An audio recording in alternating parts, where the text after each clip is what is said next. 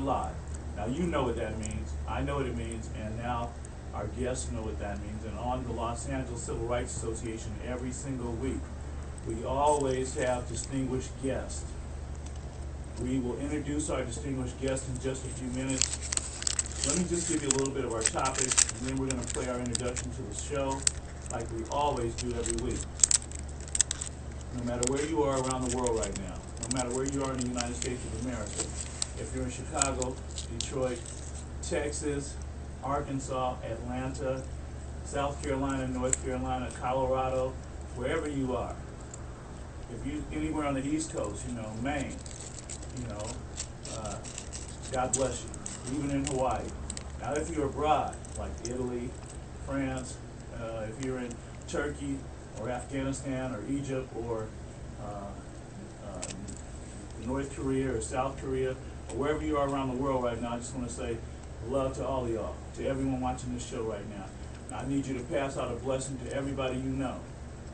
Because coming up in 2011, if we don't vote,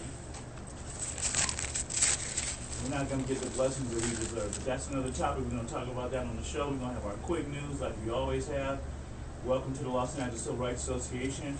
I'm going to give you this introduction song like I do every week, and I'm going to mingle with my distinguished guests for a second. So we're live.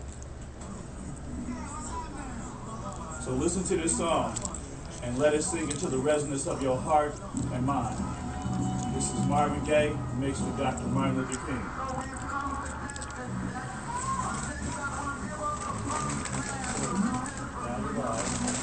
Everybody can see this song. How's the weather in Texas? The weather is right now is cold. It's cold. Snow? It's snow. Last year I think we had a little bit. Yeah, it's snowed.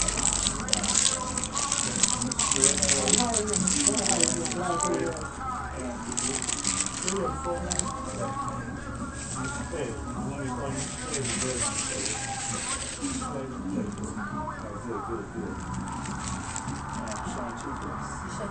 Shatika. I'm glad I have to do that on the show. Now is the time.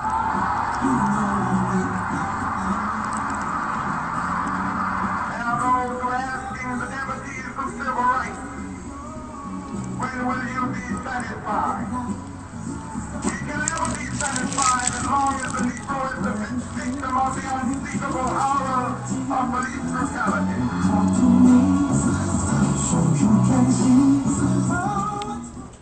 All right, so here we are back live on the Los Angeles Civil Rights Association Speaks Out. Let's introduce you all to our guests on the show today. We're going to start from my right, and we're going to say hello and good morning. How are you? Good morning. And Mr. Page, could you please introduce yourself? I'm Mr. Page. I'm currently in Garfield, California. Good morning to all. Good to be here. Yes, it's good to be here. Man. All right, thanks, man. Thanks a lot. Right on.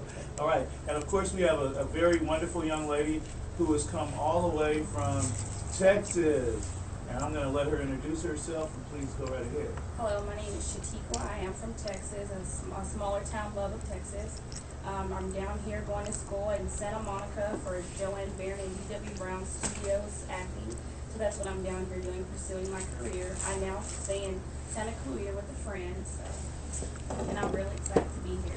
Well, I'm glad you're here, and welcome to the show again. And you're looking really wonderful, and that's why I know that you're going to do good in the acting world, because you have what it takes to make it happen. Thank you. And your parents have faith in you, your family has faith in you, and you have a support group. And we have opened up an internship here on the show for you to come out so people can see her face. And if any of you producers out there or directors or any of you people out there that work in the industry that can help, reach out. You can email me at comactwin@yahoo.com. comactwin@yahoo.com. If you want to reach me on Facebook, it's Eddie Jones Jr. on Facebook. Eddie Jones Jr. on Facebook. And if you want to reach me on Twitter, it's LACRaspaksout on Twitter, and you can tweet, and we can tweet back and forth and all that good stuff. Our next distinguished guest, can we just, Judge, we can just get the camera over a little bit this way? Good morning, it's Fred Wembley. I plan to run for district attorney in 2012. The DA we have now, Steve Cooley, has not really done a great job, and we need someone of my caliber to get us into the criminal justice system so it will be fair for everybody, not just the rich. Okay, so while we're talking about that, let's talk a little bit. You know, you guys, I always do like the quick news on the show, but this news is not going to be that quick. This is some news that we need to really, let's take it to the resonance of our heart and mind right now, and it's very, very important, and it's so very important. And good morning. Oh, come on in live on the show. Come over here. Yeah, oh no, okay, all right, well, we're messing with you then. Okay, we always have a lot of guests on the show. We even have guests in the background. But anyway, let's talk about the elections. Oh yes, the elections are very important. Before you say that, I love Barack Obama. How do you feel about Barack I Obama? like Barack Obama Do too. you like him or do you love him? I love him. I love him too. I love him. How do you I feel? love Barack Obama. I love Barack Obama too. And Michelle? Next to you, he's my And I man. love him. Hey, Next to you. how do you feel about Barack Obama? Oh, he's done a great job as president. I'm glad we finally have one of our own in the White House. And as the old saying, a change has come to America, he's brought the change. And He's we got brought to the keep the change. change going. Yes, I have different people that I can call sometimes. And I was thinking about calling someone right now to talk about the elections. But first we're going to talk to Fred, because Fred has all the Democratic vote that we need to vote the Democratic vote. Because let me tell you something, if the Tea Party gets in the White House, it's going to be over. If all the Republicans get back in the White House, it's going to be over. Let me tell you something. I went to USC to go see Barack Obama speak. Here's my VIP ticket, which I'm so grateful to have, because to stand up there and listen to him and be able to give him a thumbs up, and he gave me a thumbs up back, I was like, okay, that's cool. That's enough for me. You know what I mean? But what's not going to be enough is if we don't vote, we're not going to float. Our ship will sink, and we'll go back into time, many years back. And we already still, believe it or not, fighting slavery, believe it or not, fighting racism in 2010. We're still fighting the same thing. So we need to wake up and smell the coffee, because it's a new cup being brewed every second. And I'm talking to all the young people out there and who have the right to vote. People died for you to have the right to vote. People went to the polls and they were shot and chopped up and beat to death because they did not want them to vote. You know, let's just go all the way back with this thing. Harriet Tubman had an underground railroad, right?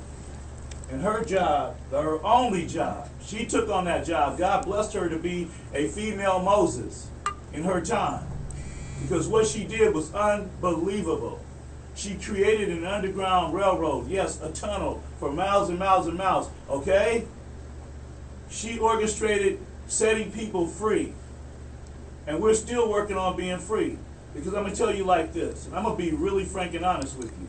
We've taken the shackles off our hands and our feet, but not off our minds. And if your mind is not free, you're not free. And how do we get justice? We need to vote. That's how you get justice. And if you don't vote, there goes your justice. So it won't be anybody's fault but our own if we don't vote on November the 2nd. Now, I don't know about you, but it is my sworn responsibility as a citizen of the United States of America to exercise my rights.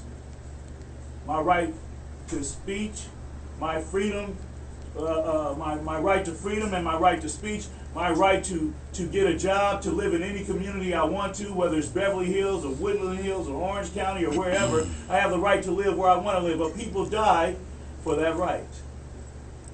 People have been hung and castrated and drugged and beat and ran over and thrown in swamp holes, and all the stuff you see on television is not a lie. All the stuff you see in the history book is not a lie. It's the truth, the whole truth, and nothing but the truth. But if you don't have the reality in your mind, and if you don't let it sink into the resonance of your heart and your mind, then you can't comprehend and understand where I'm coming from when I say that we, as a people, need to get out and vote.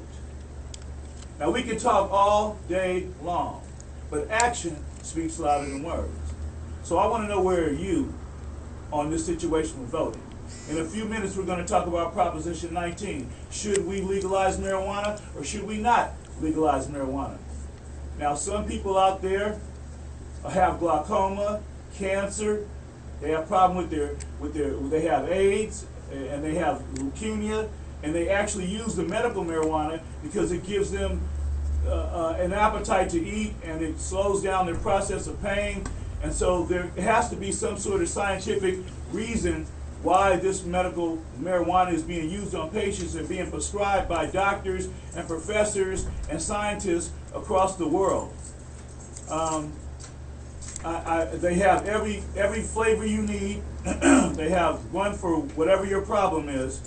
And then you have people who don't think that medical marijuana should be legalized because they feel that people will abuse it. Well, if you ask me, if they're going to tax it like they do cigarettes, and the way America is as far as our dear presidents, and I'm talking about money, is right now, I say that we legalize it and make all the profits off the tax money and use that to get America out of any type of debt that we're in. You know? You're doing it with alcohol. You're doing it with cigarettes. It's only another form of cigarettes, and I'm quite sure it'll be well packaged, and our government will put the stamp on it, and we'll send their people by, and if your shop doesn't have an A, you'll get a D. Just like McDonald's or Burger King or anywhere else, right? It's going to be a business, right? It's business. Get the business on. All right? But, hey, don't get mad. Everybody ain't going to come to work high. And if you think they're not doing it already, you're fooled completely, because people come to work drunk every day, functionally drunk, functionally on whatever else they want to use, and they come to work and they go to work every day. Some people drink all night long and get up and go to work the next morning and go in there and been there 19 years. So don't tell me, I'm just keeping it real, because there's no smoking guns on our show. You've been on our show, right? Yes, last week. We had a debate last week, didn't we? We had a Republican in the House and 5 Democrats. It was terrible. I mean, it was terribly good. It was terribly good. That's what it was. But, you know, that's what we do. Please come in. Come on over. Come on in. Jazz, oh my gosh. Our intern is here, Jazz. Let's grab you a chair and just connect onto us right here. And how are you? Come on in and have a seat. Please come have a seat. Please. Yes, just have a seat right over here, please. Come on. We have another guest on our show. Let's clap it up for our guest. Yeah, all right. And what's your name? Bertoni? Oh my gosh. We have a Bertoni on the show. We have a Chatikwa on the show. We have all these new millennium names on the show. You know, because that's beautiful. You know, I mean, I have a common name, Eddie Jones. You know, I mean, just a real common name. You know, like Smith and Jones. Let's get to our quick news. Let's talk some more about the elections, Fred. Oh, yeah. Can you tell us who's all on the Democratic ticket, who everyone should be voting for? Could you please? Hold on, I almost want to give you the mic. Test 1, 2. I want y'all to really hear this. This is the Democratic vote. On our Democratic ticket, we have Jerry Brown. A lot of you remember him. He was governor before and now Attorney General. We have Gavin Newsom, Lieutenant Governor. Secretary of State, Deborah Bowen. State Controller, John Sheehan. State Treasurer, Bill Locker. He was formerly the Attorney General of California. Yeah. And for Attorney General, our sister, Kamala Harris, although this is going to be a tough race for her. But hold on. Kamala Harris? Kamala Harris. Let's talk about her for a minute. She's not just beautiful. She's not just beautiful. She's intelligent. She is a very intellectual, wise woman. She does a really great job at what she does. And let me tell you something. Steve Cooley is very popular. Yes, he is. Isn't he? Steve Cooley is popular because he's the one who hooked up with Jerry Brown and got the DNA system going, because when all those women were raped, all those rape cups just sat in there for like 6 or 7, 8, 9 years. Yeah. And so Steve Cooley and Jerry Brown hooked up, you know, and they sent stuff into legislation, and they created this big monster computer that can actually match up DNA, and that's how they caught the Graham Sleeper, the murderer who had been out there in the streets for like what, 19 years.